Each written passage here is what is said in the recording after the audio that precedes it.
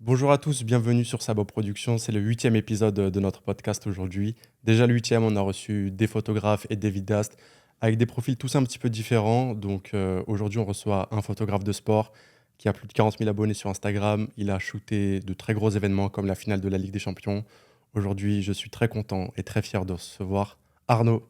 Comment ça va, Arnaud? Ça va et toi? Ça va super. Merci de m'inviter, merci de m'accueillir. Si je suis venu, c'est parce que le projet est super intéressant. Je trouve que le fait que tu aies envie de mettre en valeur des personnes qui sont dans les métiers de l'image, alors que notre métier, c'est de mettre en valeur justement des sportifs. Là, c'est toi qui nous mets en valeur, donc c'est c'est super et c'est pour ça que je suis là, quoi. Bah, merci beaucoup à toi d'avoir accepté l'invitation. On suit ton travail depuis très longtemps et je te l'ai dit avant qu'on commence. Dès que j'ai créé ce podcast, je savais que j'avais envie de t'inviter parce que je suis ton travail depuis longtemps. Ça m'inspire et ça nous inspire. Donc, je suis très content de faire cet épisode avec toi aujourd'hui. Bah, ça me touche beaucoup, merci. Une question que j'aime bien poser en premier aux invités. Toi, comment est-ce que tu as découvert la photographie? Est-ce que ça a toujours été une évidence pour toi? Est-ce que tu sais depuis ton plus jeune âge que tu as toujours voulu t'orienter vers ça? Ou est-ce qu'au contraire, c'est venu petit à petit? Non, c'est venu petit à petit. Moi, je suis un peu touche à tout. J'ai essayé plein de choses tout seul. J'ai essayé de faire du dessin, de la musique, du graphisme, de la photo. Hem et il y a quelques activités qui ont plus pris que d'autres. La photo, en fait partie et j'ai commencé assez tard au final. J'ai commencé, je pense, en 2015-2016. Pendant tes études? Pendant mes études, exactement. Moi, je faisais des études de communication digitale. Donc, on t'apprend, on va dire, à aiguiser ton œil, à reconnaître une bonne photo d'une mauvaise photo, entre guillemets. On t'apprend pas à en prendre, par contre. Ça, c'est C'était très théorique. ouais, c'est théorique, exactement. On t'apprend un peu à gérer Photoshop, les retouches, et cetera. Mais, mais sinon, non, j'ai appris tout seul grâce à YouTube, qui est une encyclopédie à ciel ouvert, gratuite. Donc, je conseille à tout le monde d'aller dessus si vous voulez vous former tout seul. Vous n'avez pas besoin d'école. Je pense que tu as reçu beaucoup de gens ici et que tu vas en recevoir plein qui n'ont pas forcément fait d'études dans ça et qui se sont formés tout seuls. Et avec de la détermination, de l'envie, tu peux arriver à progresser tout seul très facilement, je pense. Hmm. Du coup, c'est quand même intéressant puisque tu as toujours été intéressé par la créativité. Tu vois, tu m'as parlé du dessin, de la Mm. musique, de la photo. En fait, c'est être créatif, c'est ça qui t'intéressait déjà dès ton plus jeune âge. Ouais, ça vient de ma famille, je pense. On est Euh, photographe, créatif dans ta famille? on est musicien, on est un peu chanteur, on est un peu peintre, Ouais, très on artistique. est une famille artistique. Alors, c'est pas nos métiers. Enfin, moi, ça allait maintenant, mais ça a été toujours des passions qui prenaient beaucoup de place et qui étaient très intéressantes. Donc, moi, dès mon plus jeune âge, j'adorais dessiner, j'adorais créer des choses, en fait, tout simplement avec mes mains. Et je me suis toujours dit, il faut que je fasse un métier avec mes mains, en fait. Il faut que je crée quelque chose. Je me suis un peu perdu dans mes études. Ça a été un peu chaotique Ah ouais? pendant, ouais, au final, 8 ans d'études avec 2 réorientations. Ok. Ça a été long, en fait. Mais c'est très intéressant ça, tu vois. 8 années d'études. Qu'est-ce qui s'est passé pendant ces 8 années d'études? T'as Bah, au fait... début, tu te cherches, tu vois, à 18 ans, tu sais pas ce que tu as envie de faire. T'avais fait un bac quoi? Moi, j'ai fait le bac le plus général possible, ES? ES, exactement, que j'ai galéré à avoir, mais que j'ai eu. J'ai fait des études ensuite qui me plaisaient pas, en finance. Et Après ton bac, tu t'es orienté vers ouais, des études de finance? ouais, économie, finance. Ok. Et je me suis dit, c'est pas possible. Je Ça te peux, plaisait pas? je peux pas faire ça, en fait. Genre, Ouais. toute ma vie, C'est tout l'inverse de la photo, la t'as fait à photo. la défense. J'ai beaucoup de respect pour ceux qui font ça, mais tous les matins, me C'est pas fait pour lever, tout le monde, ouais. avoir une cravate et tout, non, c'est pas pour moi. Moi, j'ai mon maillot de foot, je suis très content. Et, au début, c'était pas forcément travailler dans le sport ou dans le foot. C'était, je veux faire quelque chose qui me plaît. Et donc, je suis allé vers des études qui me plaisaient un peu plus. Donc, la communication, le marketing digital, la gestion des réseaux sociaux, ça me parlait beaucoup plus. Et l'aspect créatif, ça a toujours été un truc à côté. Je me suis jamais dit ça sera mon métier. Parce que comme je t'ai dit, je viens d'une famille où il y a beaucoup de créateurs, mais c'est pas notre métier, tu vois. Ça a toujours été Mm. des passions, quoi. Et du coup, pendant tes études, où tu disais que c'était chaotique, t'avais déjà un appareil photo, tu touchais un petit peu la photo à ce moment-là ou pas du tout? Non, pas du tout. C'est venu vraiment à la fin. Euh, ouais, 2015-2016, c'est juste avant l'Euro en France, Ok. où j'ai commencé à faire des photos à l'iPhone. Parce que je venais d'avoir un nouvel iPhone, en fait, tout simplement.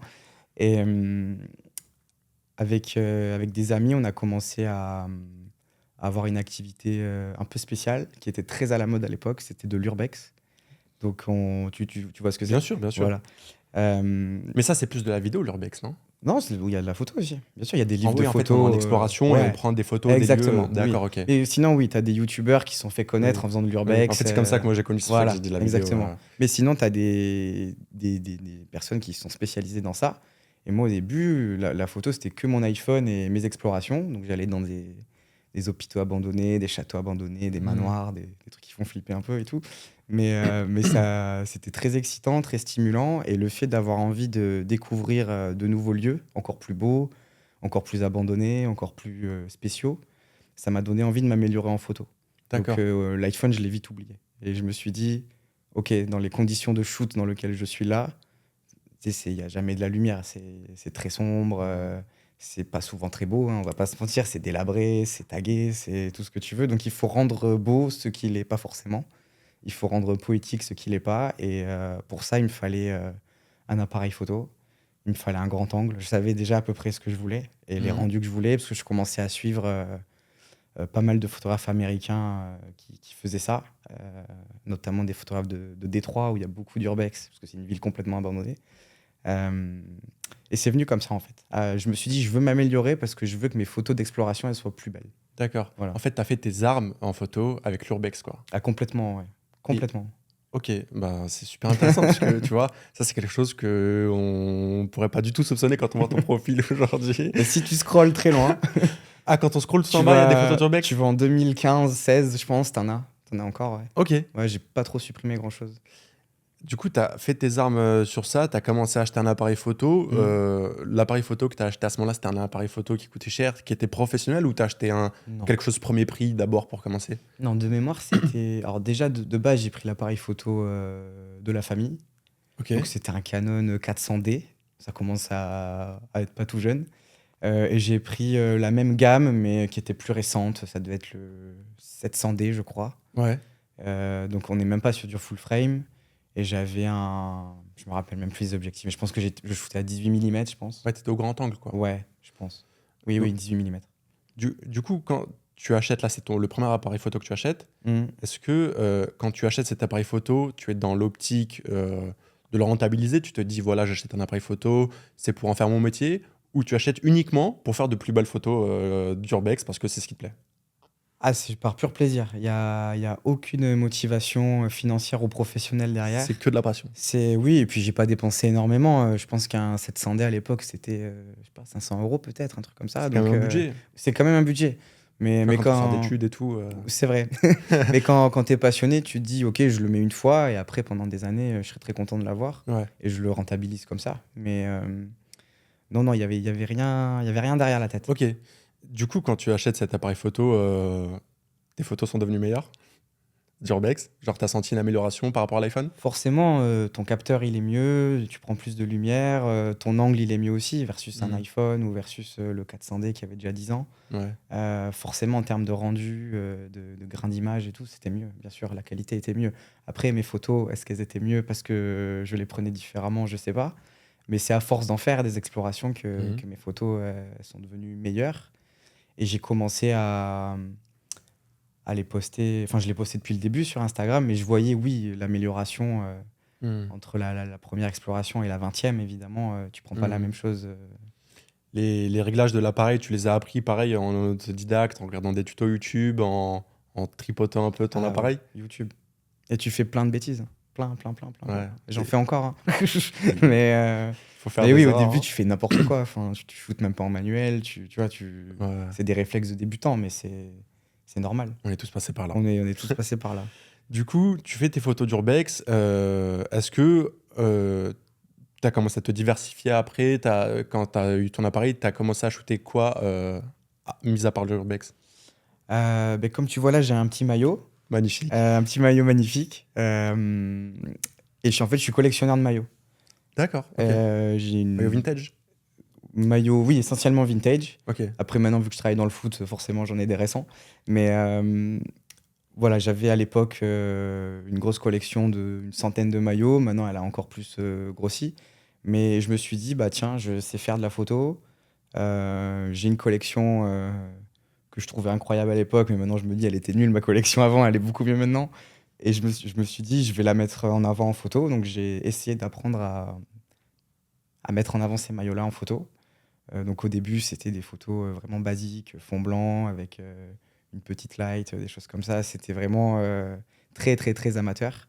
Et après, je me suis dit, faut franchir le pas, il faut aller contacter des gens et leur demander de porter tes maillots et les mettre en valeur comme ça, c'est beaucoup plus humain. D'accord, ok. Et en plus, ça a été le début de la mode on allie le maillot de foot et le streetwear. Donc Hmm. on prenait dans la rue des gens totalement random, enfin des modèles photos. Vous leur donnez les maillots? Voilà.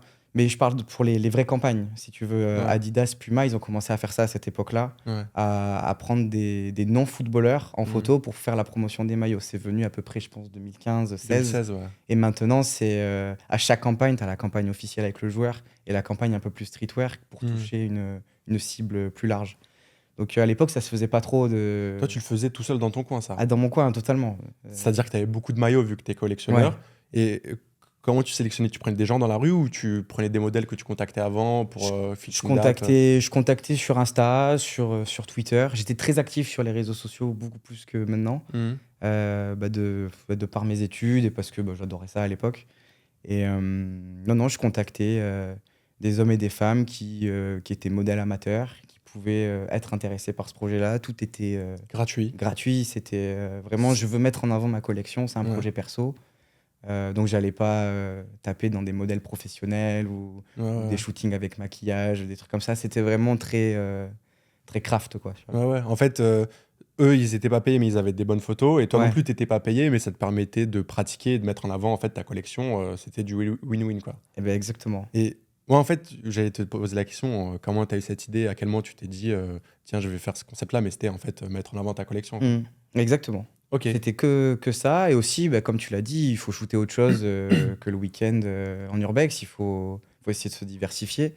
Et le portrait, ça m'intéressait de mettre en avant des physiques, et Ouais. de mettre en avant des jolies tenues Mais de sport. j'ai vu tes photos à l'époque, je me rappelle en plus, parce que tu avais shooté certaines personnes qui étaient avec moi à l'école, Ok. je m'en souviens.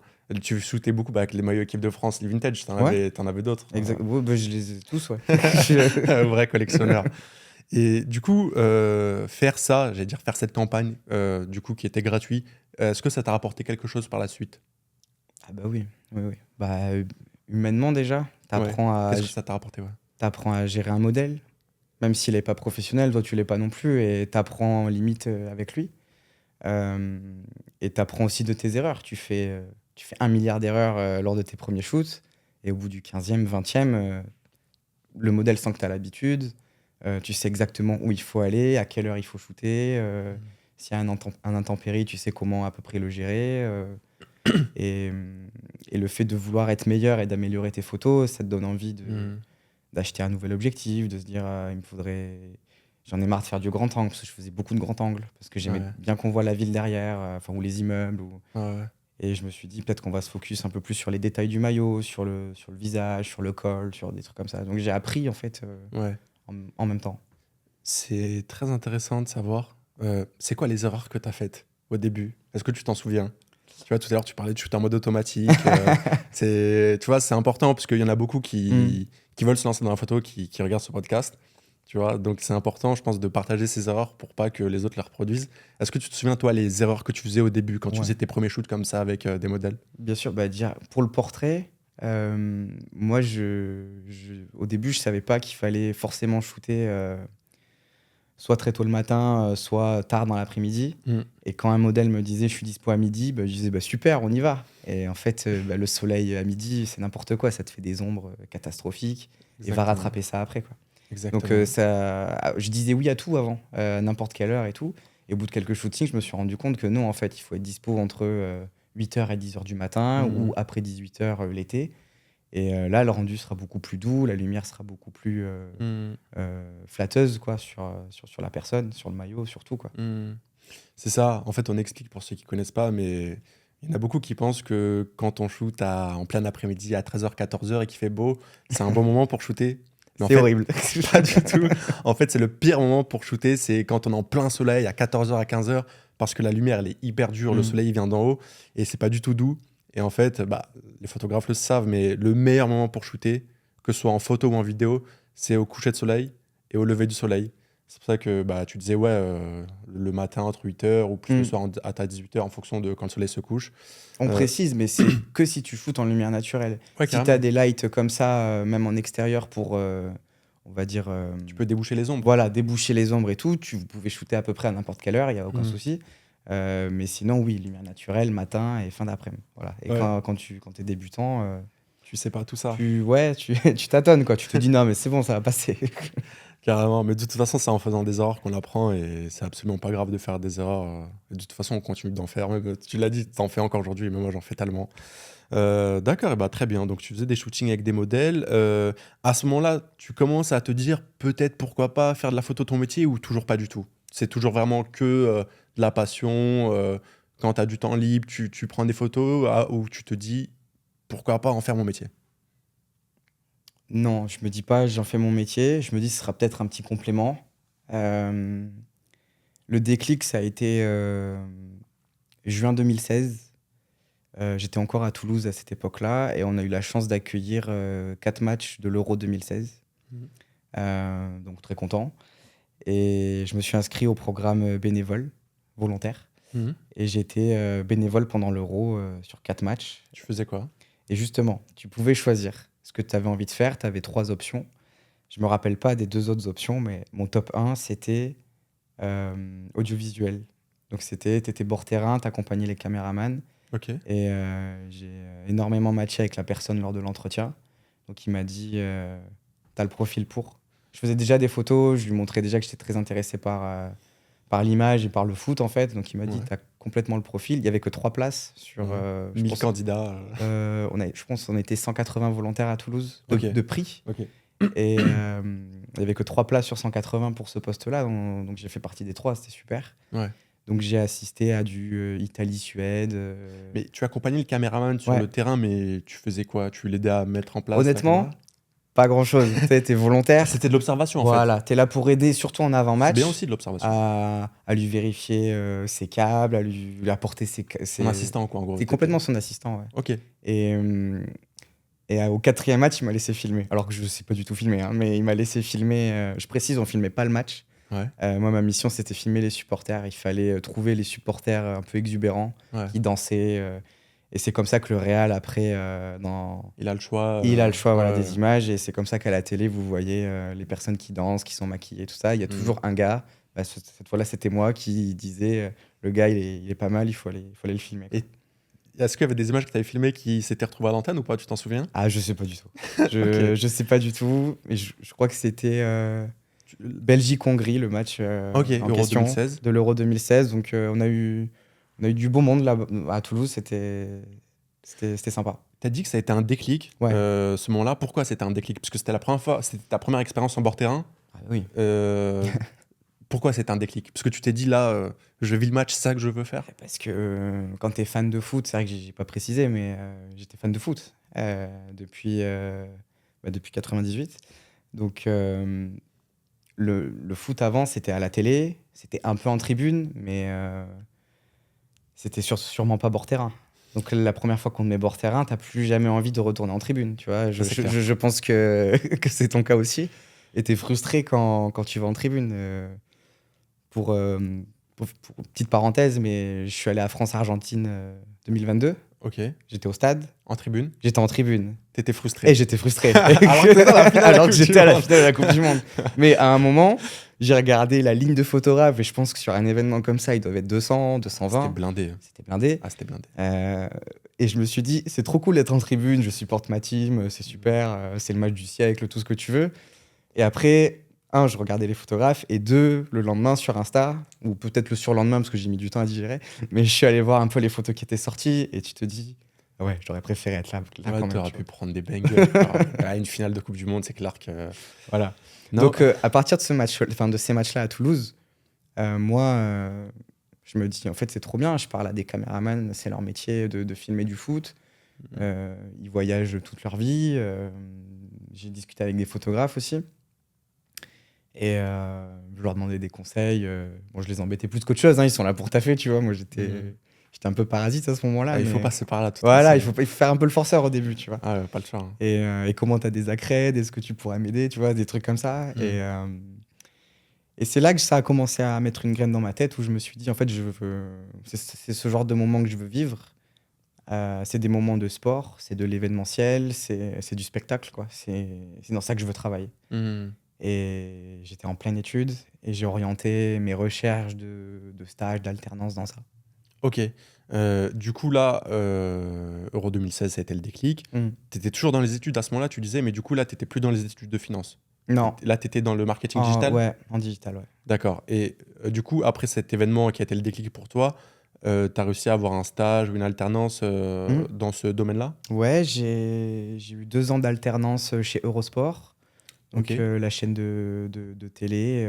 En tant que quoi? J'étais assistant, chef de projet contenu. Ok. Donc j'ai aidé à les équipes éditoriales. Tu crées du contenu pour les réseaux? Je créais pas forcément, j'aidais à la création du contenu. D'accord, ok. Par exemple, quand on faisait des émissions sur YouTube ou en live ou des choses comme ça, j'étais toujours le gars qui aidait, qui faisait la coordination, on va dire. Tu vois. Ok, Voilà, c'était je ça. vois.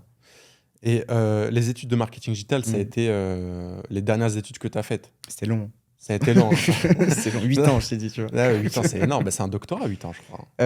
Ouais, mais sauf que j'ai qu'un master, vu qu'il y a eu des Oui, réorientations, non, tu oui, vois. bien Mais sûr, bien sûr. ouais, Mais c'est ouais, quelqu'un qui fait 8 ans d'un coup, ça fait un exactement. doctorat. Quand tu as eu ton diplôme ensuite en marketing digital, donc là, ça y est, les études, c'était terminé. Qu'est-ce que tu as fait? Est-ce que tu savais déjà que, du coup, grâce au déclic de l'Euro 2016, que tu voulais t'orienter vers ce milieu-là. Mm. Mais une fois que tu as eu ton diplôme, tu as fini ton alternance, qu'est-ce que tu as fait? Qu'est-ce qui s'est passé? Ah bah entre-temps, il y a eu plein de choses. C'est quand j'étais chez Eurosport que tout s'est passé, en fait, Ouais. où bah, je suis monté sur Paris. Quand tu étais Euh, Eurosport, du coup, tu étais à Paris, tu n'étais pas à Toulouse. ouais, j'étais à Paris, ouais, bien D'accord. sûr. Je suis monté pour ça. Ok. Parce que Euro 2016, je suis à Toulouse et août 2016, je commence l'alternance à Paris. Donc Ok, ouais, ça s'est enchaîné, ouais. ça s'est enchaîné, ouais. Et là, je me suis dit, ok, je monte à Paris. L'objectif, c'est de shooter un match En bord terrain. en bord terrain au Parc des Princes. Et je me suis fixé cet objectif et c'est pas sorti de ma tête jusqu'à que j'y arrive, en fait. Ça a mis Ouais. 1 an et demi, mais j'y suis arrivé. Et la première année, j'ai continué à mettre en avant ma collection de maillots, rencontrer du monde, Shooter des modèles toujours? shooter des Ça, tu le modèles. faisais toujours. Je faisais toujours de l'urbex, mais parisien. Donc j'ai rencontré des gens qui faisaient ça sur Paris. Euh, J'allais voir quelques matchs au parc. Quand tu bosses dans les médias, tu as un peu plus de... En tribune En toujours? tribune, oui, bien sûr. Ouais, ouais. Frustré, mais en tribune. Bah, à ce moment-là, Euh, t'étais pas frustré parce que t'étais pas encore au bord terrain. bah si, j'avais connu le bord T'avais eu terrain. l'Euro 2016, mais À t'avais l'Euro. pas shooté Oui, encore. c'est vrai. C'est vrai. Et le fait de travailler dans le milieu des médias du sport, il y a des personnes du monde du sport qui ont commencé à me suivre sur les réseaux. Euh, et c'est comme ça, en fait, que je me suis dit, OK, je vois qu'il y a quelqu'un de la FFF qui me suit, il y a quelqu'un de la Ligue qui me suit, il y a quelqu'un du PSG qui me suit, il y a quelqu'un du TFC qui me suit. Je les contacte pas maintenant, je suis pas prêt. Mhm. Mais le jour où je suis prêt, je les contacte. Et j'ai bombardé après. Ok. Et quand je me suis senti prêt, que je me suis dit, mon portfolio, il a de la gueule, mon site, il peut être envoyé à quelqu'un de professionnel, je l'ai fait. Mais je pense qu'il y a un timing à avoir. Faut Ouais. jamais faire ça trop tôt, parce qu'après, tu peux être vite grillé ou catalogué ou dire, ouais, le gars est pas ouf, en fait. Ouais. Moi, j'ai attendu, j'ai été très patient. Ouais. Et quand je me suis senti prêt, j'ai fait, allez, let's go, j'envoie. allé. Et ça a mordu. En fait, quand tu disais que t'étais pas prêt, c'est parce que t'avais pas suffisamment de contenu à montrer par rapport à ton Ouais. site, ton portfolio? Exactement, et que j'aimais pas mon travail, tout simplement. Enfin, tu vois, Ok, t'aimes t'es- jamais Enfin, moi, j'aime jamais mon travail, pour le coup. Même aujourd'hui encore? En fait, j'ai du mal. C'est-à-dire qu'à chaque fois, je me dis, j'aurais pu mieux faire. Ouais. Et à chaque fois, je me dis, ah, j'ai pas été bon. J'ai pas été bon, j'ai pas été bon, je serai mieux la prochaine fois. Et à l'époque, c'était pareil, alors que Ouais. tout le monde me disait que c'était super ce que je faisais. Moi, Ouais. j'étais là, ah non, c'est pas ouf. En vrai, regarde, lui, il fait beaucoup mieux. Ouais. Et je m'inspire. J'en ai pas parlé tout à l'heure, mais comment j'ai commencé à m'améliorer en photo, c'est aussi en consommant, j'aime pas trop ce mot, Hmm. mais en consommant beaucoup, beaucoup, beaucoup de photos. Bien sûr. Que j'ai beaucoup de livres de photos. À l'époque, j'avais un compte sur Insta où je suivais plein de photographes. Hmm. C'était ma veille, en fait. Hmm. Et en faisant ta veille, tu t'améliores. Et je pense que si j'avais un conseil à donner à des débutants, Vous souciez pas du matériel. Souciez-vous de ce que vous avez envie de faire et benchez. Benchez, regardez des photos et à force, votre œil, il va Hmm. s'aiguiser et il va se passer quelque chose en fait. Hmm. Et c'est ce qui s'est passé pour moi en tout cas. Hmm. Non, mais c'est intéressant. De toute façon, on va y venir après, hein, sur cette partie conseils, Oui, comment s'améliorer en photo, etc. Mais du coup, tu attendais le bon moment, donc de développer ton portfolio, d'avoir beaucoup de contenu à montrer. Ça a pris 1 an et demi, du coup, tu disais tout à l'heure? ça a pris, pour le Parc des Princes, ça a pris Ouais, un an ça et a pris demi. 1 an et demi. Mais Mais en pour fait, autre chose, ça a pris moins de temps. entre le moment où tu as réalisé qu'il y avait plusieurs personnes dans le monde du sport qui te Mm. suivaient sur les réseaux, quelqu'un du TFC, de la FFF, de la Ligue, et le moment où as démarché, où tu as envoyé des messages. Parce que tu as dit que tu as attendu le bon moment. Il y 9 a mois. 9 mois s'est écoulé entre les 9 deux? mois. Ok, donc 9 mois se sont écoulés. Septembre, juin, c'était ça. Quand tu y es allé, qu'est-ce que tu as fait concrètement? T'as envoyé des DM sur Insta? Oui, oui, mais on s'était déjà parlé avec quelques personnes, les quelques personnes en question. Et une fois, j'ai dit, bah écoute, moi je me suis lancé en photo, j'ai pas d'expérience dans le foot, mais je suis dispo. Ok. Et c'était bouteille à la mer, hein. Bouteille à Hmm. la mer. Et je pense, dans la carrière d'un photographe, enfin dans la carrière de n'importe qui, il y a un facteur chance. Je pense que j'ai eu beaucoup de chance à ce moment-là parce qu'il y avait pas beaucoup de photographes qui se spécialisaient dans ça. Aujourd'hui, tu en En bord as. terrain, tu veux dire? Ouais, Ouais. C'est vrai euh, qu'avant, il n'y avait pas grand monde en bord terrain on est dans les d'accord. photos, hein. Il y en avait. On les identifiait Ouais, facilement ouais. parce qu'il n'y en avait pas beaucoup. Ouais, Aujourd'hui, je vais bord terrain, je connais quasiment plus personne. ouais. Euh, Tu vois, on était au même match il y a quelques mois, je savais même pas que c'était toi. Enfin, tu vois, genre, J'avais une c'est. autre coupe de cheveux, tu m'as Alors pas qu'on se reconnu. suivait et tout, mais tu vois ce que je veux dire, il y a tellement Bah de oui. monde. Ouais, c'est blindé. Bah, surtout au Parc des Princes, en Surtout fait, au parce Parc que des c'est très Princes demandé. où moi j'ai vu la différence, hein, 2017, 2024. Enfin, l'effet Neymar-Messi, il était Ouais, ça a tout changé. important, ouais. Le premier match que tu as shooté au Parc des Princes, parce que entre le moment où tu t'es fixé cet objectif et le moment où tu as atteint cet objectif, il y a quand même 1 an et demi qui s'est écoulé, Hmm. mais tu as fini par atteindre ton objectif, tu n'as jamais lâché. Et c'est la clé, de toute façon, c'est que pas lâcher. Parce qu'il y en a qui se découragent au bout d'une semaine parce Hmm. qu'ils obtiennent pas ce qu'ils veulent, mais ça prend du temps. Là, pour toi, ça prend 1 an et demi pour atteindre cet objectif-là. Tu te souviens de ce premier match au Parc des Princes? Oui, mais je me souviens surtout de mon premier match tout court qui était encore plus excitant, C'était quoi? et c'était l'équipe de France. Le, Donc, la première ouais, fois que tu as shooté en bord terrain, c'était l'équipe de France. c'était l'équipe de France. Donc, en fait, on m'a invité à France-Angleterre 2017. Ok. C'était, je pense, le troisième match de Mbappé, donc ça commence à dater. Ah oui, même il Tu avait connais ce marqué match? avec Dembélé. Il a peut-être pas marqué, il a fait une passe D pour Dembélé, peut-être. Ou peut-être qu'il a marqué, je Les sais deux plus. avaient marqué Mbappé et Dembélé, je Voilà. m'en rappelle. Et là, c'était vraiment. Très beau match. C'est la première fois que j'étais invité en loge. J'étais invité par la Fédé, du coup. Je rencontre les équipes. Ils me disent, OK, on aura des choses pour toi à la rentrée. Et à la rentrée, il y a eu des choses pour moi. Ils m'ont donné une accrède pour France-Luxembourg. Et petite anecdote, c'était à Toulouse. Donc Ah. la boucle, elle était bien bouclée. Mais du coup, France-Angleterre, t'étais en loge, t'étais pas en bord J'étais en terrain. loge, ouais. D'accord, donc ta première expérience en bord terrain en photo, Ouais. c'était France-Luxembourg du coup. Luxembourg en septembre 2017. Donc là, France-Luxembourg, c'est la première fois que tu shootes du sport en bord terrain. Mm. T'avais déjà shooté des matchs amateurs ou jamais? Pas des matchs amateurs, mais j'allais souvent. Moi, j'habite Paris 15e. Et il y a des terrains, en fait, là-bas, les terrains Suzanne Langlaine. Ouais, bien sûr. Et, À côté d'Aqua Boulevard. exactement. Et en fait, j'allais là. Et tu prenais des Et photos? je prenais des photos de mecs random. Parfois, ils me disaient, tu pourras me les envoyer. Ils me filaient leur Insta. Et Ouais. je disais oui, évidemment. Tu t'es entraîné comme ça tout seul en fait. Tout seul, ouais. Parce qu'il n'y avait pas de Il tuto. n'y avait pas de commande, il n'y avait pas de. Oui, non, bien sûr, non. Parce que même, je crois aujourd'hui, enfin, si en vrai, il doit y en avoir, mais il n'y en a pas des masses des tutos sur comment prendre des photos, comment shooter un match de foot. Il y a un Anglais qui a fait ça il y a très longtemps. Mm. Et Mais des Français, enfin, en France, il n'y en a pas des je masses. crois pas. Je crois pas. On va créer du contenu sur YouTube, les amis. Comment shooter un match de foot. Mais ok, ouais, du coup, tu as vraiment appris tout seul, en fait, à Suzanne Lenglen. D'accord. Et du coup, ton premier match France-Luxembourg, comment ça se passe? Les photos, elles sont bonnes ou pas? Tu te rappelles de ce que j'ai dit tout à l'heure? Ah non, elles sont pas bonnes. Elles sont pas bonnes. Non, je rigole. J'étais très content de moi. Mais Ah, je me rappelle. En fait, je me rendais pas compte de ce qui se passait. Je me rendais pas compte que j'étais en train de shooter Pogba. C'était mon joueur préféré à l'époque. J'étais en train de shooter Pogba, Griezmann, Mbappé. Mbappé, c'était le début du phénomène, donc on se rendait pas trop compte non plus. C'était le jour où il a signé au PSG, je crois. 30 août 2017. Voilà, moi, le match, c'était le 1 ou le 2 septembre, tu vois. Donc, Ouais. c'était à ce moment-là. Et Je me suis pas rendu compte. Tu avais des étoiles dans les yeux, en fait. Ouais, un petit peu, un petit peu. La première en bord terrain, c'est impressionnant. Oui, et puis il y avait pas tant de monde que ça, au final. Je pense qu'il y a eu aussi un avant et un après Coupe du monde 2018 en termes d'engouement pour les Bleus. Mm. Il y a eu beaucoup de joueurs starifiés dans cette équipe. Le fait qu'ils aient gagné, une nouvelle génération a commencé à les supporter, à vouloir aller au stade. Et médiatiquement, ils ont eu beaucoup plus d'importance après la Coupe du Monde, même s'ils en avaient avant, évidemment. Mais je me rappelle, à ce match, on n'était pas beaucoup, hein. On était, Mm. je sais pas, peut-être 20. Ouais, C'est pas ouais. beaucoup pour un match des Bleus. Non, c'est pas beaucoup, non. Non, non, c'est pas beaucoup. Donc, premier match France-Luxembourg. Derrière, tu as fait d'autres matchs en bord terrain? Eh ben, c'est à partir de là où tout s'est enchaîné. Et un match en a amené un autre à chaque fois. Pour l'équipe de France, toujours? Non, Ah, bah là, c'est là que j'ai commencé à démarcher un peu plus. J'ai enchaîné avec un match pour le TFC à Toulouse. ok. Un deuxième match pour le TFC après. C'était Toulouse-Paris. Je me rappelle très bien. C'était le 10 février 2018. Maillot jaune de Neymar, incroyable. Mm. Et je pense que c'est là que j'ai fait ma première grosse photo. C'était à ce match-là. C'était février 2018 à Toulouse. C'est quoi la photo? C'est Neymar qui célèbre devant moi, les bras écartés après un but. Ah ouais, incroyable. Pour la petite anecdote, j'avais pas le droit d'être là parce que je suis pas derrière les LED. Ah, Ça te paraît fou aujourd'hui, mais ouais. il y avait peut-être moins de contrôle avant. Je suis devant les panneaux LED. En fait, je suis Ouais. quasiment En fait, sur tu le célèbres terrain. avec les joueurs, quoi. Ouais, limite, ouais. ouais, carrément. En fait, je pouvais toucher limite la ligne de.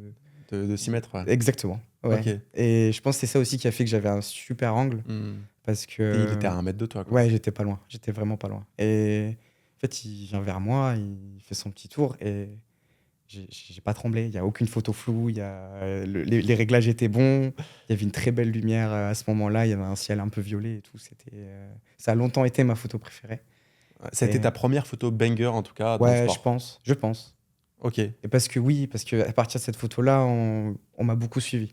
d'accord, ok. Et la communauté parisienne m'a beaucoup suivi. T'as senti, en fait, un avant et un après cette photo par Complètement. rapport au réseau. Complètement. Mais tu sais, tu parlais du nombre d'abonnés tout à l'heure.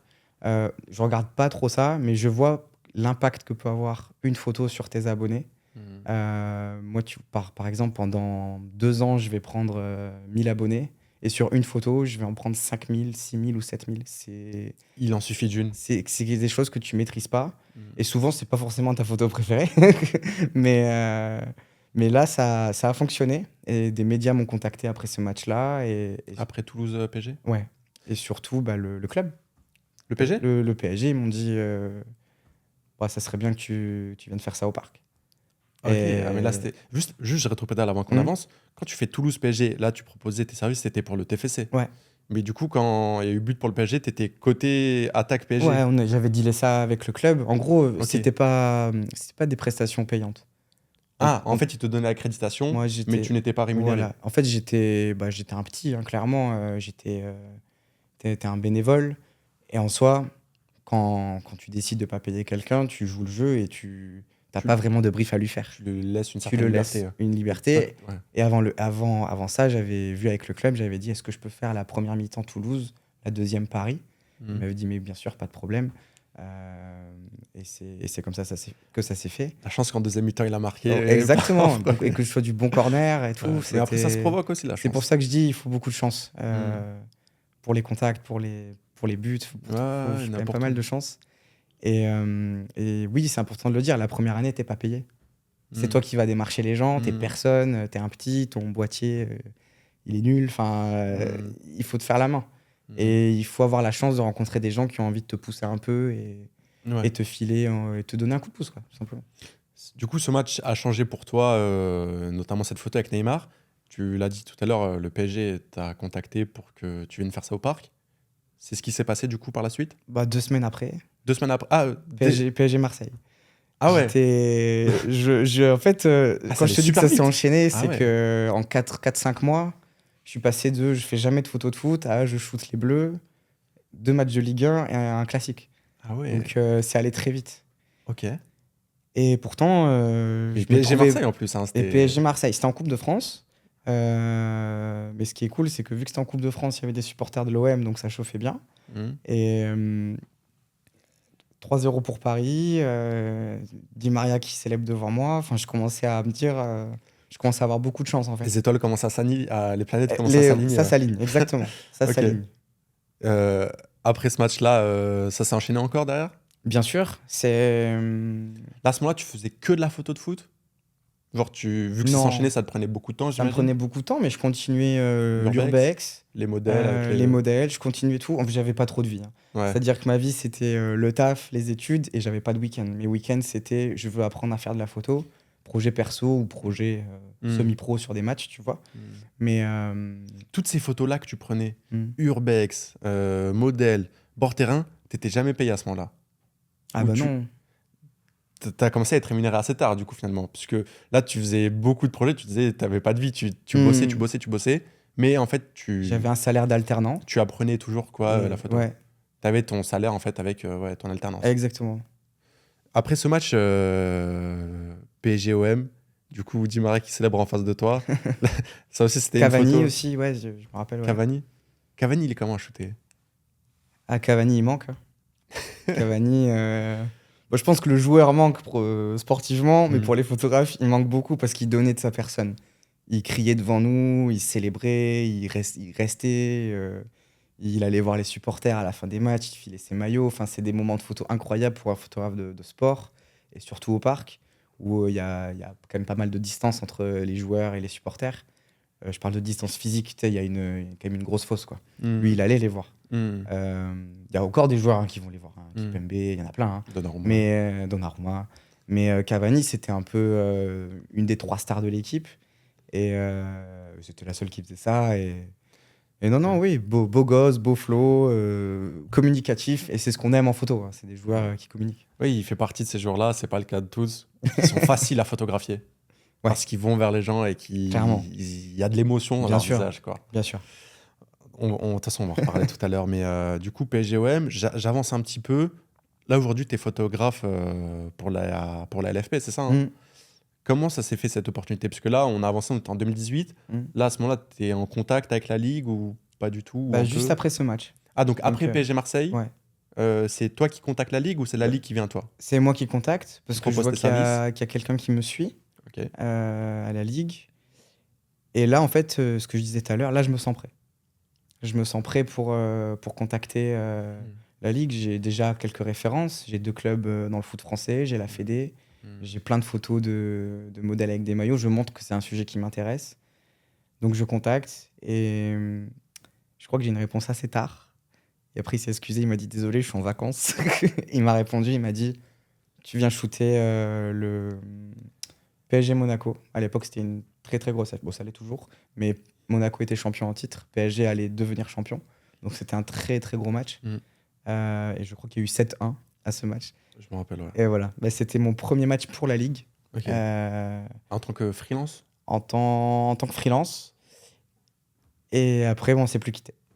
D'accord, Voilà. ok. Ça a C'est commencé comme ça que la collaboration a commencé. Elle a commencé comme ça. Elle a été très courte, la collaboration au final, Ouais. parce que j'ai signé mon CDI 2 mois après. D'accord, ok. Mon alternance se terminait et je suis allé signer mon CDI après 4 entretiens pour être. Alors à la base, c'était graphiste, mais Ouais. c'était plutôt créateur de contenu, on va dire général. Je faisais des photos, je faisais de la DA, je faisais du graphisme. Ouais. J'ai aidé pas mal de services sur tous les sujets créatifs en fait. Ok. En fait, et là, ça a été la première fois que tu étais rémunéré Ouais, pour tes photos. ouais. Ça a pris du temps. Oui, mais c'était pas un objectif. En fait, ça l'a jamais été Ça l'a jusqu'à jamais que ça arrive, en fait. Exactement. Parce que tu t'es jamais, à aucun moment, même quand tu shootais Neymar et tout, t'étais pas rémunéré, c'était Non. pas ton métier, Non. tu vivais pas de la photo. À aucun moment tu t'es dit que je peux vivre de la photo, jusqu'au moment où tu as signé ce contrat avec la Ligue. Mm. Bah, en fait, tout simplement parce que je me sentais pas professionnel. Pour moi, j'étais encore un petit, un débutant, et il Même fallait quand que tu shootais j'apprenne. l'équipe de France, Ouais. quand tu shootais Neymar, Ouais, tu te sentais pas professionnel. non, non. Non, mais c'est vrai. Est-ce que je le suis aujourd'hui? Peut-être un peu plus dans la façon de travailler. Mais je suis des photographes et j'admire des photographes. Ils sont très, très, très, très loin. Et pour les toucher, il faut du temps, quoi. Ok. Non, bah, il y a beaucoup d'humilité dans ton discours, en tout cas, non, mais vraiment, ça fait du bien à entendre. Et ce qui est bien, en 2018, c'est l'année Charnière, ouais. charnière. Je signe mon CDI, je couvre mes premiers matchs. Et je continue avec l'équipe de France jusqu'à la Coupe du Monde. Donc, je fais quasiment tous les matchs amicaux des Bleus jusqu'à la Coupe du Monde. Mhm. Et je signe mon CDI le 16 juillet 2018. Mhm.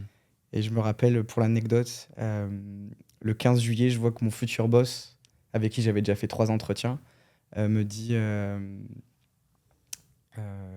je vois sur Twitter qu'il est en Russie, qu'il est à la finale France-Croatie. Et je me dis, bon, bah, il m'a oublié, en fait. Je vais pas passer cet entretien. Peut-être que c'est mort. J'étais pas serein, en fait. Et en fait, non, il m'envoie un message le lendemain matin. Il avance juste de quelques minutes, de quelques heures l'entretien. Et il me dit, allez, let's go. Quand tu signes ce contrat, du coup, c'est la première fois que tu vas être payé pour tes photos. Toi, tu es dans quel état d'esprit? Est-ce que tu te dis c'est entre guillemets un objectif qui se réalise, de enfin pouvoir vivre de la photo ou... En vrai, non, je me rends pas compte. Ouais. Non, je me dis, c'est trop bien, j'intègre la LFP, je vais pouvoir être au plus près du foot français. En tant que passionné de foot, c'est super. Mais à aucun moment, je me dis... Enfin, je sais pas, il y avait pas une sensation de j'accomplis quelque chose. Ok, Pas je encore, en vois. tout cas. Donc au nom de 2018, j'avance un petit peu, du coup 2019, 2020, là tu couvres beaucoup de matchs, là tu es vraiment à temps plein pour la ligue. Ouais, Tu fais toujours à côté l'urbex et les photos de modèles ou du coup plus le temps. là t'as plus le temps, tu es vraiment à temps plein sur la ligue. Donc là Ouais. tu shootes les rencontres de Ligue 1 quoi. Ouais, j'ai un travail de bureau, tout ce qui est création de contenu, on va dire la semaine, Hmm. et certains week-ends sur des gros matchs, c'est on va dire une quinzaine par an. Je suis envoyé sur les gros événements de la Ligue, Ok. essentiellement Ligue 1, tu as un peu de Ligue 2, tu as des cérémonies, et tu as des voyages aussi, on va en Chine, enfin, Hmm. voilà, on fait des petits déplacements comme ça qui sont enrichissants. Mhm. T'as fait plein de matchs, du coup, t'as des photos bangers sur certains matchs, forcément, ou t'as des photos où certains matchs, c'est plus compliqué à photographier. Ouais. Moi, j'ai une photo, je crois que, enfin, je t'ai découvert avec cette photo-là. Je suivais déjà ton travail avant, mais je t'identifiais pas comme étant Arnaud, tu vois. Mais j'ai commencé à te suivre, moi, personnellement, à partir de ta photo, Mbappé, Saliba, Classico, Stade Vélodrome. Tu vois laquelle? Ah ouais, je vois laquelle. On va la mettre. La photo, en gros, c'est Mbappé qui part au but, Saliba qui le tacle. Stop en description. C'est quoi C'est l'histoire de vrai, cette photo? c'est vrai. Raconte-nous. C'est vrai. Les descriptions, je mets un emoji ou un mot. Je préfère laisser parler la photo. J'ai une anecdote sur cette photo. Déjà, je pense que c'est mon meilleur match en termes de photos créées. Parce qu'il n'y avait pas que celle-là que je trouvais qui était belle. Et je vais spoiler, en fait, cette photo, je l'aime pas spécialement. Et c'est grâce à mes amis que je l'ai postée sur les réseaux et que je l'ai envoyée à la Ligue. Tu voulais pas la poster à la base? Pour moi, elle avait, je vais pas dire aucun intérêt, mais elle n'est pas caractéristique de mon travail. Ok. C'est-à-dire que c'est pas ce que j'ai l'habitude de faire. Et pour l'anecdote, à ce match-là, j'ai invité deux de mes meilleurs amis, un fan de l'OM, un fan de Paris. C'était au Stade Vélodrome. Et c'était la première fois que le fan de Marseille allait voir un match au Vélodrome. Et c'était la première fois que le fan de Paris allait voir un match au Vélodrome. Donc c'était la première fois pour eux. Et à la fin du match, il y avait eu 0-0. Mais je sais que j'ai des très belles photos. Hmm. Je commence à faire le tri. Ils étaient à côté de moi dans le lobby de l'hôtel. Et je défile les photos et celle-là, je la zappe. Hmm. Je la calcule même pas. Et j'ai mes deux potes qui me disent mais attends, celle-là, elle est bien. Et moi, je lui dis mais non, il y a aucun intérêt. Il me dit si, en vrai, il me dit c'est l'action du match. Et moi, bord terrain, je pense que tu le sais, on voit pas trop ce qui se passe. Je capte pas, moi, qui a été fort, qui a pas été fort. Est-ce que c'était un beau tacle? Est-ce qu'il y a hors-jeu? On capte pas trop ça. Je me rappelais même pas de ce tacle. Je savais même pas que ça aurait pu être un but. Enfin, et ils me disent non, c'est l'action du match. Retouche-la un peu bien et normalement, c'est bon. Ok. Je me dis ok, bon, je t'écoute. Je l'envoie ensuite à la Ligue pendant la nuit. Et le lendemain matin, il y a un collègue de la Ligue qui me dit très sympa tes photos. Je fais ouais, mais merci, on va poster quoi? Il me dit ah bah direct le tacle, elle est magnifique. Moi j'étais là, ah bon? Heureusement que tes potes étaient là. Hein. Ouais, heureusement qu'ils étaient là. Et bah, du coup, je les invite tout le temps maintenant au Vélodrome. Mais je pense que sans eux, cette photo, elle serait dans mon disque dur. Ok, Elle serait jamais sortie. ok. Et en fait, je l'ai postée. Enfin, la Ligue l'a posté. Mhm. Parce la Ligue poste toujours en premier les photos et moi, je poste après. Mhm. Ils ont posté, ça a marché, mais c'était n'importe quoi. Ouais, Du coup, moi, dans la foulée, je me dis, bon, c'est une photo qui va marcher, elle a l'air de plaire, je la mets. ouais. Et, Là, c'est un raz-de-marée. et là, c'est raz-de-marée. Et j'ai rien compris. J'ai T'as rien gagné compris. plein de followers d'un coup. Il y a Mais eu- au-delà des followers, je me rappelle avoir compté, j'étais à plus de 500 DM en privé, là. Sérieux? Ouais, j'ai plein de gens qui me disaient... Félicitations. ouais. J'ai plein de médias qui m'ont contacté, ESPN, tu sais, des trucs qui parlent pas forcément de foot d'habitude, ou des gros médias de foot, Soccer Bible. Pour qu'ils reprennent ta photo, Ouais, ils te demandaient en fait s'ils pouvaient la poster eux sur leur compte. exactement. Et c'est comme en musique. Je crois que c'est Rémi qui a dit ça dans ton podcast, et je pense exactement la même chose. Une fois que tu fais quelque chose, ça t'appartient plus. C'est vrai, il avait dit ça. Et en fait, ça sert à rien de faire la tête brûlée et dire non, non, non, c'est ma photo, c'est que pour moi. Ça t'appartenait plus à ce Ça moment-là. m'appartient plus en fait. Les gens la préfèrent que moi. Moi, j'ai appris à l'aimer, cette photo. Mais au début, je m'en foutais un peu. Ok. Et 4-3-3 l'a posté, donc gros média de foot pour ceux qui connaissent pas. Et ouais. Ouais, c'était un raz-de-marée. quoi. Raz-de-marée. Ok. Non, bah. c'est Énormément un- de connexions, ce que je disais tout à l'heure, avec une photo. Ouais. Alors que pour moi, honnêtement, j'ai fait 200 fois mieux que ça. Ouais, Tu vois ce que je veux dire? Ouais, non, mais c'est des choses qu'on contrôle pas, en fait, hein, Exactement. tout simplement. Il en suffit d'une. Bah, c'est intéressant. Tu Mais vois, même toi, tu m'as découvert comme ça, tu vois. Non, oui, c'est- ouais. Moi, j'ai commencé à te suivre à partir de cette photo-là, parce que moi aussi, je trouvais que c'était un banger, tu vois. Après, Mais- j'ai scrollé, j'ai vu qu'il y en avait d'autres. Il y en avait une autre, notamment. Dis-moi. Mbappé, Stade Vélodrome, point de corner, Ah, quand il s'assoit, oui, oui, et oui. il te regarde droit dans les yeux. Bah, celle-là, pour le coup, je l'adore. Mais C'est- ça, moi, personnellement, moi, c'est la dans mon photo, top 10. ma photo de rêve, c'est Mbappé serait ça. qui vient en face de moi célébrer et qui fait comme ça, tu vois. Ou alors là, comme ça, en fait, eye contact avec Mbappé pendant qu'il célèbre. Ouais. T'as réussi à la voir, comment t'as fait? C'est quoi l'histoire de cette photo? On la met à l'écran hein, pour que vous la voyez. Ceux qui nous écoutent en podcast, allez sur YouTube pour voir la photo dont on parle. Mais cette photo là où il est au point de corner, Mbappé. C'est encore beaucoup de chance, tout simplement parce que, alors on le voit sur la photo, le stade est vide. C'était le Covid. Pas beaucoup de photographes à ce moment-là dans les stades. Moi, j'avais la chance. Et là, je me sentais chanceux parce que les gens étaient bloqués chez eux un peu. Et on va dire que leur seul contact avec le foot, c'était la télé. Tu sais, ils peuvent pas aller dans un bar voir le match, ils peuvent pas aller au stade, ils peuvent même pas aller acheter le maillot dans une boutique. Le seul contact que tu as avec le foot, c'est à la télé. Et moi, je me sentais vraiment chanceux d'aller au stade alors que le stade était vide et que personne n'a le droit de venir. On était tous masqués, on faisait tous des tests.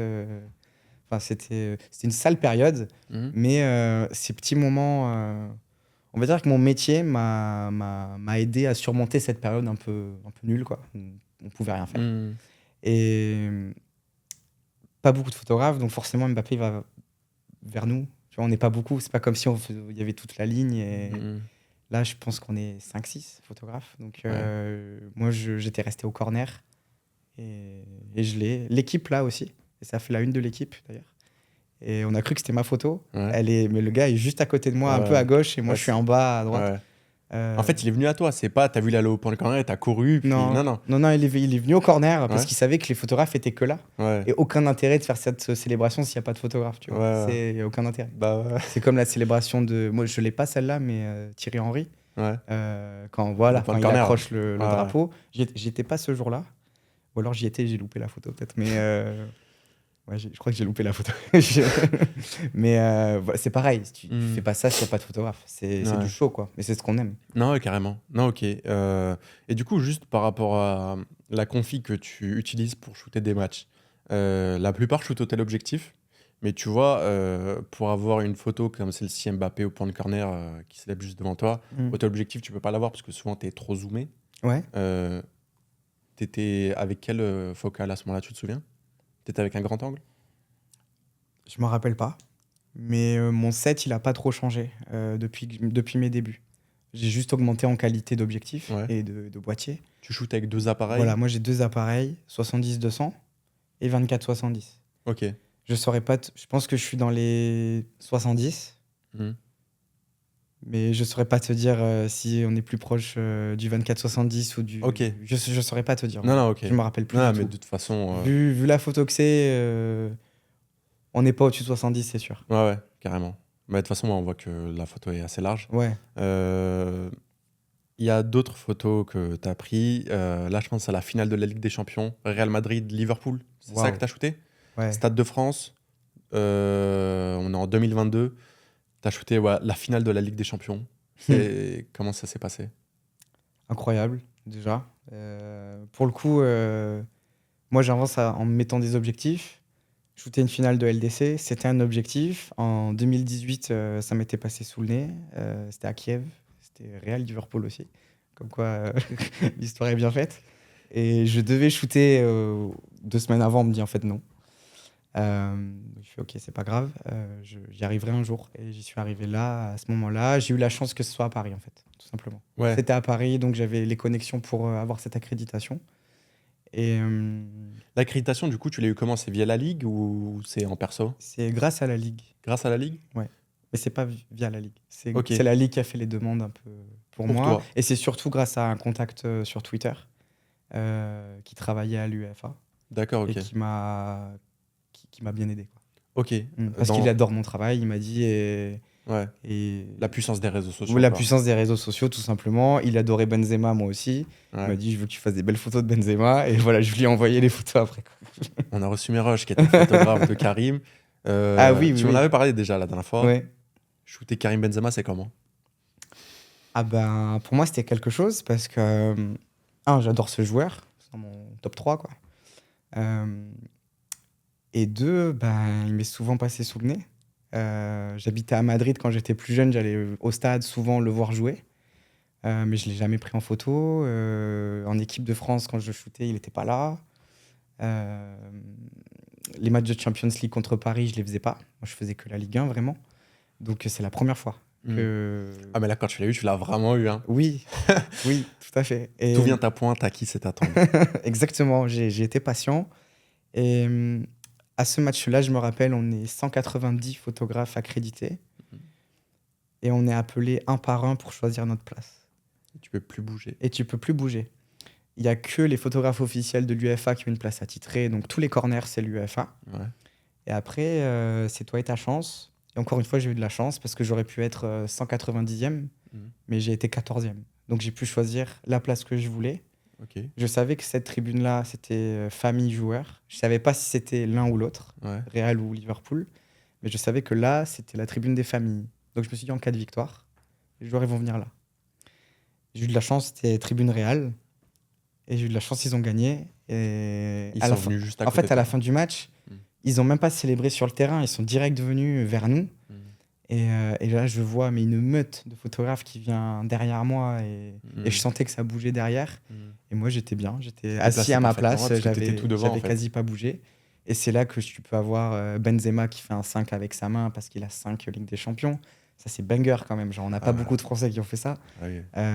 T'as Carlo Ancelotti qui arrive avec son flow incroyable. T'as Modric qui pleure devant toi. T'as des stars, oui. David Alaba qui soulève une chaise parce que c'était le running gag de cette saison, soulever la chaise pour dire on soulève le trophée, quoi. Et de la chance aussi, hein, c'est ça. Hein. Mais ça se provoque après la chance, encore une fois. Parce que si tu es toujours bien placé comme ça, c'est pas qu'à chaque fois tu as de la chance. Oui. Tu vois. C'est que aussi tu le provoques. Puis on loupe des choses. Hein. Là, on parle que des choses que j'ai réussi, mais il y a des matchs où j'ai pas eu de chance. Tu vois. T'as un exemple? Ouais. LOSC PSG 2019. Ouais. Souvent, on me dit, place-toi côté PSG, ils ont beaucoup plus de chances de marquer que l'adversaire. Et on met un autre photographe qui travaille avec moi souvent de l'autre côté. Et ce match-là, je sais pas pourquoi, mais je le sentais pas. Lille, ils étaient assez chauds. C'était l'époque de Nicolas Pepe. Bah, tout simplement, il y a eu 5-1 pour Lille. J'ai eu 0 photo du match, j'ai eu aucun but. Et tu te dis, ok, j'ai servi à rien ce soir. J'ai vraiment pas eu de chance. Et ça arrive. Ça arrive 1 à 2 fois par saison, mais ça arrive. Ouais, ça arrive et il faut en parler aussi. La finale de la Ligue des Champions, c'est le plus gros événement que tu aies shooté? Pour l'instant. Ouais, non, c'est le plus gros événement. Puis même ça, c'est... T'en as pas fait d'autres plus gros? Bah, après, la finale de la Ligue des Champions, au-dessus, c'est la Coupe du Monde, quoi. Au-dessus, c'est la Coupe du Monde et c'est un objectif aussi. Ouais. J'ai été très déçu de ne pas faire celle en 2022. mais je connais peu de gens, pour le coup, qui l'ont fait. C'était C'est très, très très dur. compliqué, ouais. Quand je pense que tu pas dans le monde de la presse, ce qui n'est pas mon cas, c'est compliqué d'avoir tes entrées. Mmh. Mais ça reste un objectif et que j'ai 40 ans, 50 ans ou 70 ans, ça quittera jamais ma tête. Et je voudrais toujours couvrir une Coupe du Monde, pas que la finale, Mmh. une Coupe du La Monde, Coupe du monde, ouais. du début à la fin. Je connais un photographe américain qui a fait ça au Qatar. Ouais, Il a couvert quasi tous les meilleurs matchs de la Coupe du Monde. ouais. Et j'étais là sur les réseaux, je suivais à travers ses photos, c'était magnifique Ah, c'est... et exceptionnel. Et non, je pense qu'il y a pas mieux que la finale de la Ligue des Champions, je pense. Ok, non, mais Il y a peut-être bientôt mieux. on te le souhaite en tout Voilà. cas. Du coup, on arrive aujourd'hui en 2024. C'est quoi le regard que tu portes sur ton parcours après des années à avoir exercé ce métier de photographe bord terrain? Tu vois, tu as touché à beaucoup de choses. Tu as fait de l'urbex, tu as fait de la photo posée avec des modèles, avec ta collection. Tu as fait de la photo en action pendant des matchs de foot.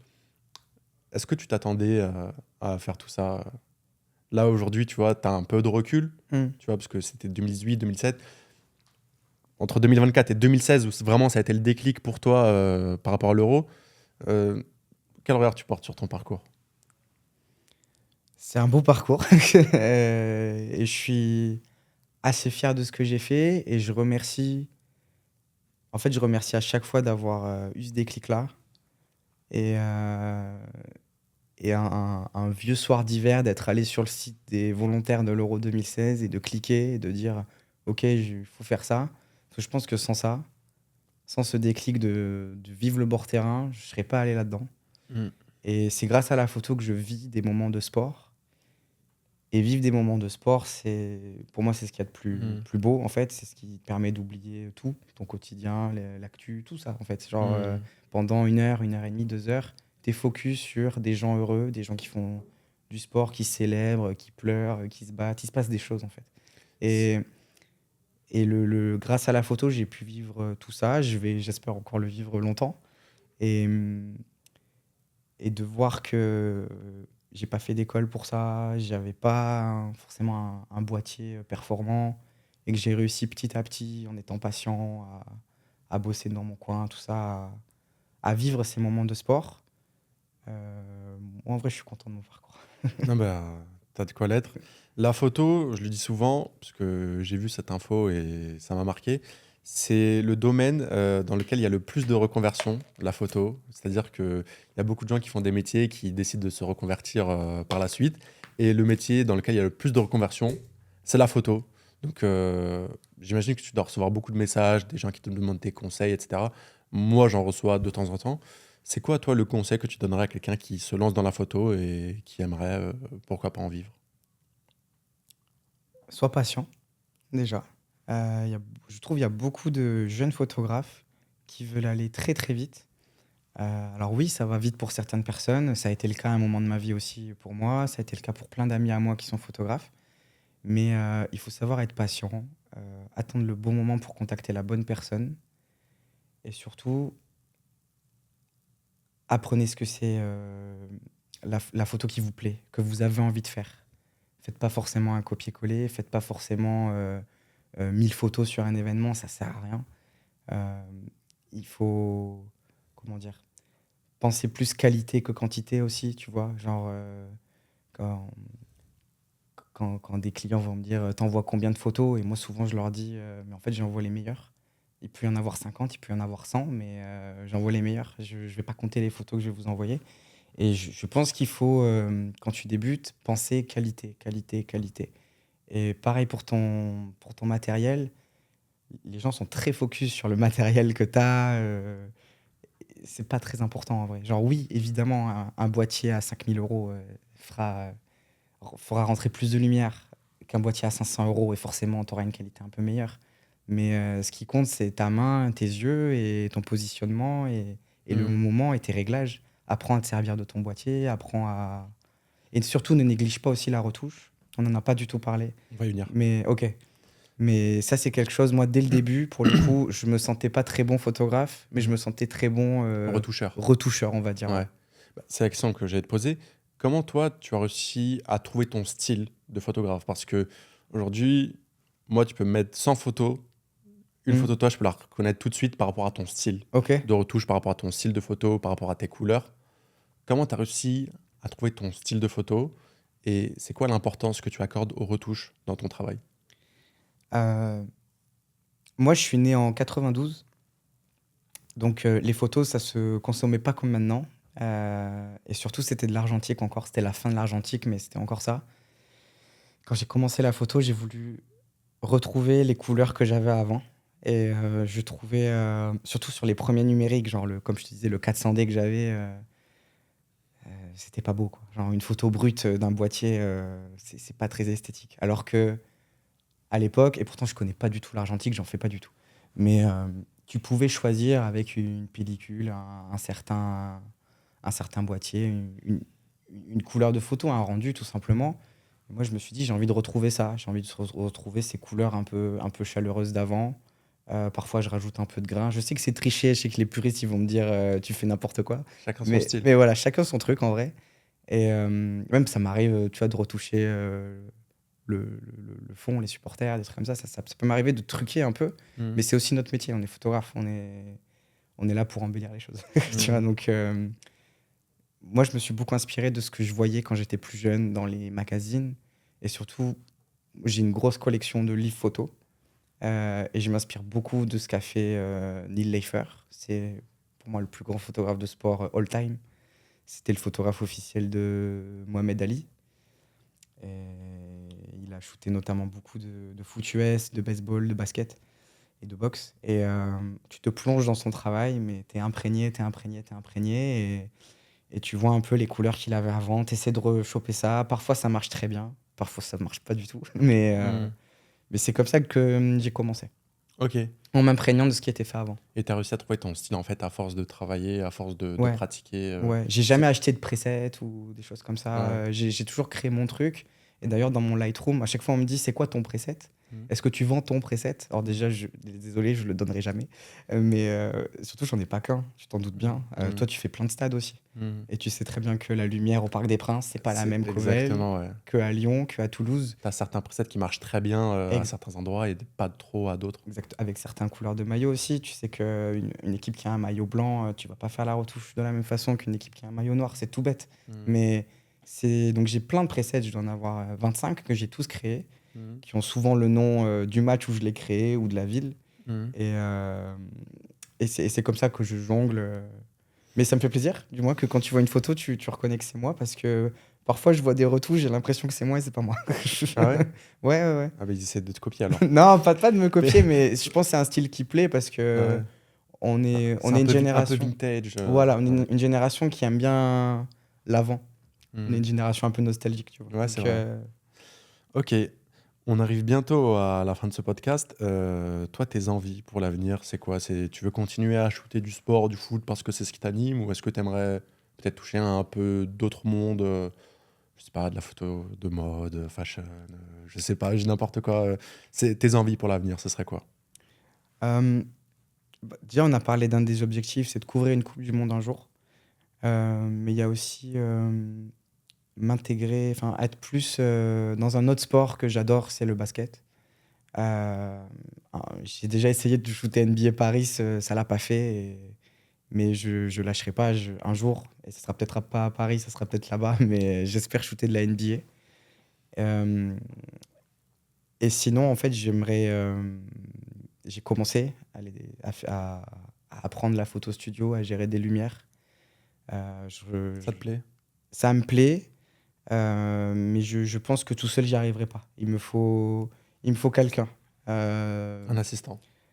je sais pas si c'est un assistant, mais quelqu'un qui t'aide pour les lumières, qui a aussi une vision artistique, tu vois. Quelqu'un, pas juste un assistant exécutif, en fait. Quelqu'un Mhm. qui t'aide, mais avec qui ça serait sympa de collaborer. Je pense que tout seul, pour faire ce que j'ai envie de faire, c'est compliqué.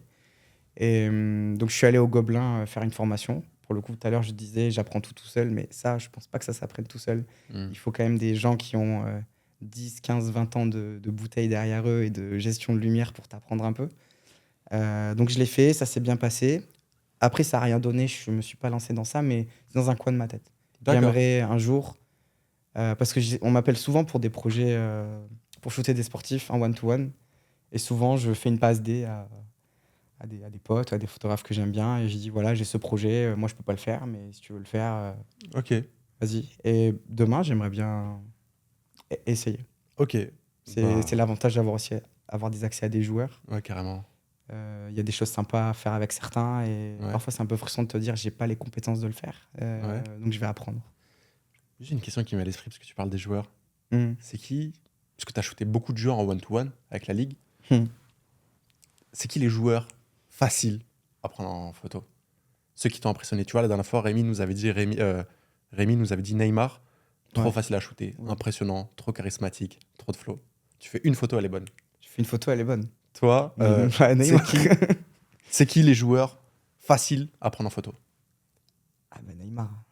Neymar, moi, enfin, il me manque tous les jours, hein. Bah, comme Cavani, c'est le même genre de gars. C'est des gens qui ont du flow, ils sont communicatifs, heu, les tatouages, enfin, il y a La coupe de cheveux. la coupe de cheveux, ça danse devant toi, enfin, tu vois? Il se passe des choses.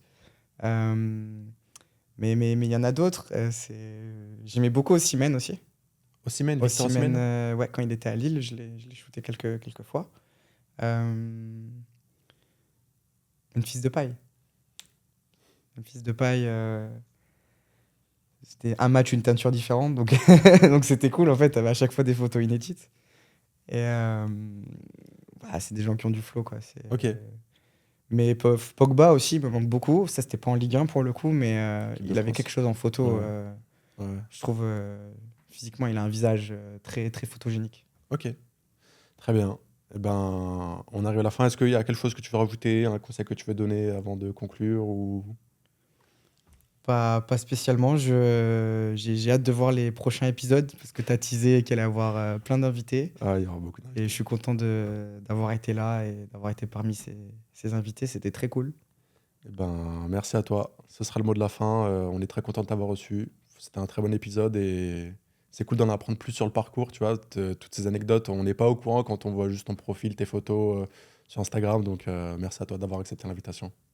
Merci à vous. Un grand merci à vous d'avoir regardé cet épisode. C'est aussi disponible en podcast sur toutes les plateformes de streaming, sur Spotify, Deezer, Apple Podcast. C'était le parcours de Arnaud. N'hésitez pas à aller le suivre sur ses réseaux sociaux pour voir des photos de qualité premium. Un grand merci à vous d'avoir regardé cette vidéo. Dès la semaine prochaine, il y aura une nouvelle vidéo YouTube tuto sur la photo, sur la vidéo. Et d'ici 2 semaines, un nouvel épisode du podcast. Donc n'hésitez pas à vous abonner et à liker cette vidéo. À très vite sur Sabo Productions.